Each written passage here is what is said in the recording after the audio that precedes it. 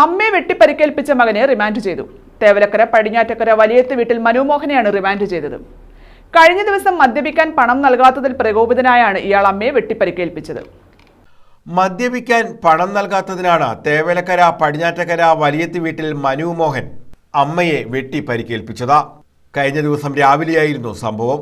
അമ്മ 52-കാരിയായ കൃഷ്ണകുമാരിയെയാണ് ഇയാൾ വെട്ടിപ്പരിക്കേൽപ്പിച്ചത്. മനുമോഹൻ മദ്യപിച്ച് വീട്ടിൽ വഴക്കുണ്ടാക്കി അമ്മയെയും അച്ഛനെയും ഉപദ്രവിക്കുന്നത് പതിവായിരുന്നു. പോലീസ് എത്തിയാണ് പലപ്പോഴും പ്രശ്നം പരിഹരിച്ചിരുന്നത്. ഞായറാഴ്ച മനുമോഹൻ കൃഷ്ണകുമാരിയോട് മദ്യപിക്കാൻ പണം ആവശ്യപ്പെട്ടു. പണം നൽകാത്തതിനെ തുടർന്ന് ഇയാൾ വഴക്കുണ്ടാക്കി.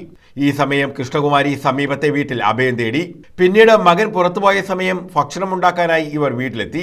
ഭർത്താവ് മോഹനൻ വീട്ടിലുണ്ടായിരുന്നില്ല. ഇതിനിടെ മദ്യപിച്ചെത്തിയ മനുമോഹൻ വീട്ടിൽ നിന്നും പിച്ചാത്തിയെടുത്ത് അമ്മയെ ആക്രമിക്കുകയായിരുന്നു. കൃഷ്ണകുമാരിയുടെ കവിളിലും വലത് കൈക്കുമാണ് വെട്ടേറ്റത്. നിലവിളി കേട്ട് ഓടിയെത്തിയ നാട്ടുകാർ അറിയിച്ചതിനെ തുടർന്ന് പോലീസ് എത്തിയാണ് ഇയാളെ അറസ്റ്റ് ചെയ്തത്. തുടർന്ന് ഇയാളെ മെഡിക്കൽ പരിശോധനകൾക്ക് ശേഷം റിമാൻഡ് ചെയ്തു. News bureau, Chavara.